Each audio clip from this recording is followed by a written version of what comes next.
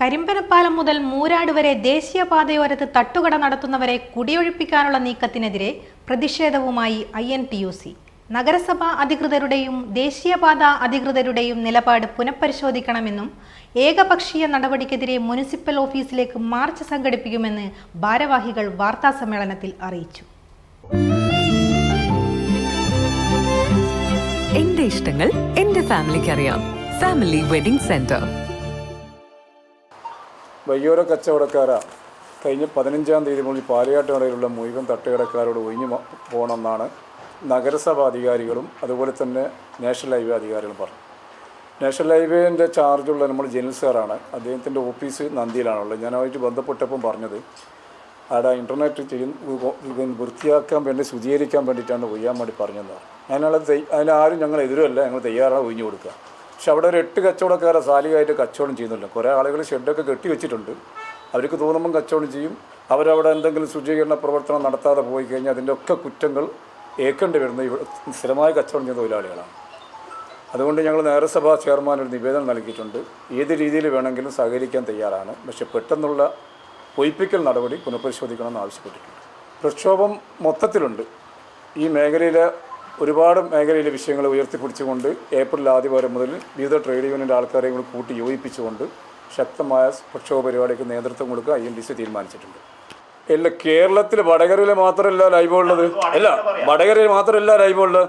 എല്ലാ സംസ്ഥാനത്തിൻ്റെ മുഴുവൻ ഹൈവേ മേഖലയിലും വയ്യോര കച്ചവടക്കാരെ സംരക്ഷിക്കാനും അവരെ നിലനിർത്താനും കേന്ദ്ര ഗവൺമെൻറ് ഫണ്ട് കൊടുക്കുന്നത്. പിന്നെ അവർ ഹൈവേക്കാർക്ക് സൗകര്യം ചെയ്തു കൊടുക്കുക. ഹൈവേക്കാർ പറഞ്ഞാൽ മാറിക്കൊടുക്കുന്നുണ്ട്. മാറുന്നില്ല, 3 വർഷം മാറിക്കൊടുത്തു കൊടുത്തിട്ടുണ്ട്. റോഡിൽ പണി തുടങ്ങിയപ്പോൾ അന്നേരമൊക്കെ അവർക്ക് പട്ടിണിയായിരുന്നു, ആരും സമരത്തിൽ വന്നിട്ടില്ല. അതിനുശേഷം അതിനു മുമ്പ് കോവിഡ് വന്നു, എല്ലാ കച്ചവടം ചേർന്ന കർശന നിലപാട് വന്നു, മാറിയെന്ന് കൊടുത്തിട്ടില്ലേ. ഇപ്പം എല്ലാ 2 സൈഡിലെ സർവീസ് റോഡും കഴിഞ്ഞിട്ട് കുറേ അകലെയാണ് അവർ വെച്ചിട്ടുള്ളത്. അത് മാറ്റണമെന്നോ മാറ്റിത്തരാമെന്നും പറയുന്നുണ്ട്. പക്ഷെ അതിലൊരു മാനദണ്ഡം വേണം. മാറ്റി തന്നാൽ ഞങ്ങൾ എവിടേക്ക് നിൽക്കുമോ എന്നുള്ള ഉറപ്പ് പോയി. നിങ്ങൾ ചോദിച്ചിട്ട് അതേ ചോദ്യം ഞങ്ങൾ അവരോട് ചോദിച്ചതാ. അതിനുള്ള സൗകര്യം തരാൻ ഞങ്ങൾ പറഞ്ഞു. അത് മുനിസിപ്പാലിറ്റി മുൻകൈ എടുക്കണം. മുനിസിപ്പാലിറ്റിയാണ് കാർഡ് കൊടുത്ത്, മുനിസിപ്പാലിറ്റിയാണ് സംരക്ഷിക്കേണ്ടത് തൊഴിലാളികളാ. ഫണ്ട് വാങ്ങുന്ന കേന്ദ്ര ഗവൺമെൻറ് ഫണ്ടാണിത്. വയ്യോര കച്ചവടക്കാർ സംസ്ഥാനത്ത് എല്ലാ രാജ്യത്തും സംരക്ഷിക്കണമെന്നുള്ള നിബന്ധനയാണ് മോഡി സർക്കാരിൻ്റെത്. ചില നല്ല കാര്യത്തിന് നമുക്ക് അംഗീകരിക്കാണ്ട് നിവൃത്തിയില്ല. അത് തൊഴിലാളിയെ സംരക്ഷിക്കുന്നത്. 1 ലക്ഷം വരെ ലോൺ വാങ്ങിയവരുണ്ട്. 10,000 മുതൽ തുടങ്ങിയതാണ് ലോണ്. അത് 20,000 കൃത്യമായി അടച്ചാൽ, മൂന്നാമത് അടച്ച 50,000 രൂപ, 4മത് അടച്ച 1 ലക്ഷം രൂപ. ഈ വയ്യോര കച്ചവടം കണ്ടിട്ടാണ് കൊടുക്കുന്നത് മുനിസിപ്പാലിറ്റിൻ്റെ കാർഡ് വെച്ചിട്ട്. അപ്പോൾ ഇതേവരെങ്ങനെ നടക്കും? ഞാൻ ചോദിക്കുന്നത് സ്വകാര്യ വ്യക്തിന്റെ സ്ഥലത്ത് തന്നെ പറയുന്നത്, ഞങ്ങളുടെ സ്ഥലമൊന്നുമല്ല. ഇവിടെ വയ്യോര കച്ചവടക്കാർക്ക് ആർക്കും സ്വന്തമായിട്ട് സ്ഥലമൊന്നുമില്ല.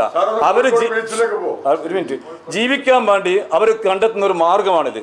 അവരെ സുരക്ഷിതപ്പെടുത്താനാണ് മുനിസിപ്പാലിറ്റി എൻക്വയറി നടത്തിയിട്ട് കാർഡ് കൊടുക്കുന്നത്. അതിന് മറ്റുള്ളവർക്ക് ബുദ്ധിമുട്ടിക്കാതെ മാർഗ്ഗ തടസ്സമില്ലാതെ കച്ചവടം ചെയ്യുന്ന നിബന്ധന ഉണ്ട്. അത് പാലിക്കാതെയും കച്ചവടം ചെയ്യുന്ന ആൾക്കാരുണ്ട്, ഇല്ലാന്ന് ഞാൻ പറയുന്നില്ല.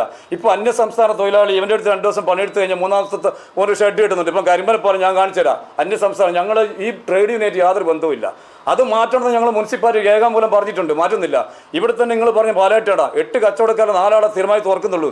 രമേശൻ ഇന്ന് പൂട്ടിപ്പോയി. കാരണം എന്തിനാണ് പ്രശ്നമാക്കുന്നത്? ഞാൻ പോകുന്ന പോയി, ഇയാൾ പൂട്ടിക്കിടക്കുകയാണ്. ഇയാൾ തുറന്നിട്ടില്ല. തുറക്കാൻ വേണമെന്നുള്ള അഭ്യർത്ഥനയുമായിട്ട് മുനിസിപ്പാലിറ്റിൻ്റെ അടുത്ത് പോയത്. ലൈസൻസിൻ്റെ കാലാവധി 10 വർഷം മുമ്പാണ് ഐഡൻറ്റി കാർഡ് കൊടുത്ത് ഇഷ്യൂ ചെയ്ത്. അതിനുശേഷം 10 തവണ പോലും ഈ ബിൽഡിംഗ് കമ്മിറ്റി വിളിച്ചു കൂട്ടിയിട്ടില്ല. ആ കമ്മിറ്റിയിൽ ഞങ്ങൾക്ക് തന്ന ഉറപ്പ് 352 കാർഡും കൂടി ഇഷ്യൂ ചെയ്യാനുണ്ടെന്നാണ് ആര് പറഞ്ഞു? നഗരസഭ കുടുംബശ്രീൻ്റെ വക്താക്കൾ പറഞ്ഞു ഞങ്ങളെ യോഗത്തിൽ. അത് ചെയ്യണമെന്നുണ്ടെങ്കിൽ എല്ലാവർക്കും ട്രേഡ് യൂണിയനിക്കും ഇതിൻ്റെ ബയോഡേറ്റ തരണമെന്ന് പറഞ്ഞാൽ നിലവിലുള്ള കാർഡ് എത്ര ഉണ്ട്, എത്ര ഇഷ്യൂ ചെയ്യാൻ പോകുന്നതെന്ന് കാരണം തർക്കമുണ്ട് പറയാൻ തന്നെ എല്ലാ ട്രേഡ് യൂണിയനിക്കും ലെറ്റർ തന്നു. അതിൽ ഞങ്ങൾ പരിശോധിച്ചു. മരിച്ച ആൾ ഒഴിവാക്കേണ്ടതുണ്ട്, പുതുതായിട്ട് തന്ന ആൾക്കാർ ചിലതെല്ലാം ഒഴിവാക്കേണ്ടതുണ്ട്, ചില ആൾ സംഘടനയായിട്ട് യാതൊരു ബന്ധമില്ലാത്തതുകൊണ്ട് അത് മാറ്റണം എന്ന് വെച്ച് പിന്നെ ഇലക്ഷൻ വന്നു. ഇതുവരെയായിട്ട് ഇത് വിളിച്ചിട്ടില്ല. കാർഡ് 2 പേർക്കുള്ള 4 പേർ അവിടെ എൻക്വയറി നടത്തിയ ആൾക്കാരാണ്. അവർക്ക് അതിൻ്റെ റെസീറ്റ് കൊടുത്തിട്ടുണ്ട് മുനിസിപ്പാലിറ്റി അപേക്ഷ കൊടുത്തു കഴിഞ്ഞാൽ. പിന്നെ 4 പേര് കാർഡ് ഇല്ലാത്ത ആളാണ്. ഉണ്ടെന്ന് എല്ലാവരും ഉണ്ടെന്ന് ഞാൻ പറയുന്നില്ല. മുനിസിപ്പാലിറ്റി തിരിച്ചറിയൽ കാർഡ് കൊടുക്കുന്ന വയ്യോര കച്ചവടക്കാരെ സംരക്ഷിക്കാൻ വേണ്ടി കേന്ദ്ര ഗവൺമെൻറ് നടപ്പിലാക്കിയ പദ്ധതിൻ്റെ ഭാഗമായിട്ട് സംസ്ഥാന സർക്കാരിൻ്റെ നിർദ്ദേശപ്രകാരം ഒരു കമ്മിറ്റി നഗരസഭയിൽ ചേർന്നിട്ടുണ്ട്. അതിൽ 9 ട്രേഡ് യൂണിയൻ പ്രതിനിധികൾ ഉൾപ്പെടുന്ന വടകര SHO, അതുപോലെ തന്നെ ഹെൽത്ത് ഇൻസ്പെക്ടർ, അതുപോലെ പിന്നെ മർച്ചൻ്റ് അസോസിയേഷൻ്റെ പ്രതിനിധികൾ. ആ ഒരു സംഘടനയുടെ ലെറ്ററാണിത്, എനിക്ക് തന്നതാണിത്. എൻ്റെ INTUCൻ്റെ 3 പ്രതിനിധികൾ അതിലുണ്ട്.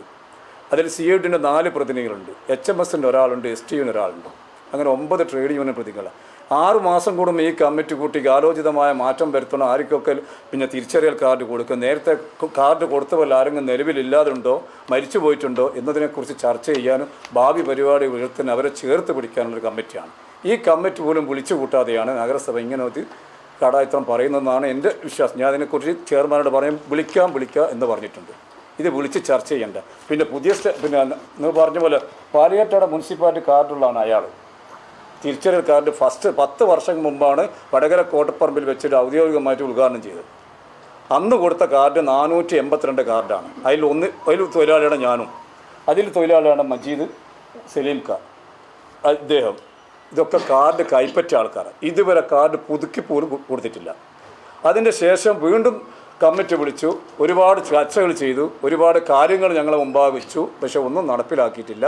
കാർഡ് വീണ്ടും എൻക്വയറി നടത്തിയിട്ട് അത് കൊടുക്കാമെന്ന് പറഞ്ഞു. അതിൻ്റെ ശേഷം 382 ആളും പുതിയ ആളുകൾക്ക് കാർഡ് ഫോട്ടോ സഹിതം എൻക്വയറി ചെയ്ത് വെച്ചിട്ടുണ്ട്. അവർക്കും കാർഡ് നൽകിയിട്ടില്ല.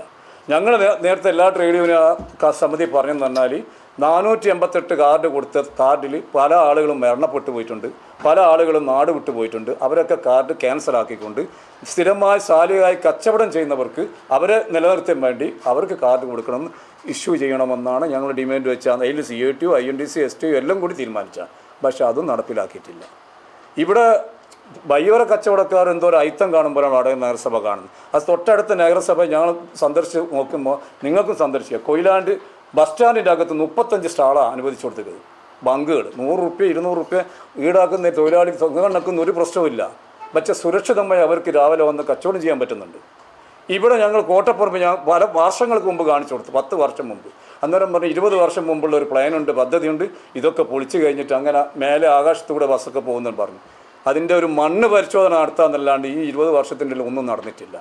അവിടെ ഒന്ന് നവീകരിച്ചിട്ടുണ്ട്, ഇവിടെ ഒരു ഔട്ട് മാർക്കറ്റ് പ്രഖ്യാപിച്ചിട്ടുണ്ട്. ഒരുവിധ ആളുകൾക്ക് ഇവിടെ കച്ചവടം ചെയ്യാം. ഈ മേഖല ഒന്നും ഉണ്ടെന്ന് വരും. ഇതും നഗരസഭ മുമ്പാകെ വെച്ചിട്ടുണ്ട്. ഒന്നും അനങ്ങാപ്പാറ ന്യായം സ്വീകരിച്ച പ്രക്ഷോഭമില്ലാതെ വേറെ നിവൃത്തിയില്ല. അല്ല, ഇന്ന് നല്ല സന്തോഷത്തിലാണല്ലോ. അതെ, സന്തോഷത്തിലാണ്. കാരണം ഞാനിപ്പോ പാചകം ചെയ്യുന്നതേ മയൂരം വെളിച്ചെണ്ണ ഉപയോഗിച്ചാണ്. പുതിയ മയൂരം കോക്കനട്ട് ഓയിൽ, കലർപ്പില്ലാത്ത ശുദ്ധമായ വെളിച്ചെണ്ണ. കർഷകരിൽ നിന്ന് നേരിട്ട് ശേഖരിക്കുന്ന നാളികേരം സൾഫറും പുകയും ഏൽക്കാതെ ഉണക്കിയെടുത്ത കൊപ്രയിൽ നിന്നും സംസ്കരിച്ചെടുക്കുന്ന 100% ശുദ്ധമായ വെളിച്ചെണ്ണ. ഇത്രയും നല്ല വെളിച്ചെണ്ണ ഇപ്പോൾ നിങ്ങൾക്ക് വിപണിയിൽ ലഭിക്കുകയില്ല. മയൂരം വെളിച്ചെണ്ണ, ഒരു ഏറെമല സർവീസ് സഹകരണ ബാങ്ക് സംരംഭം.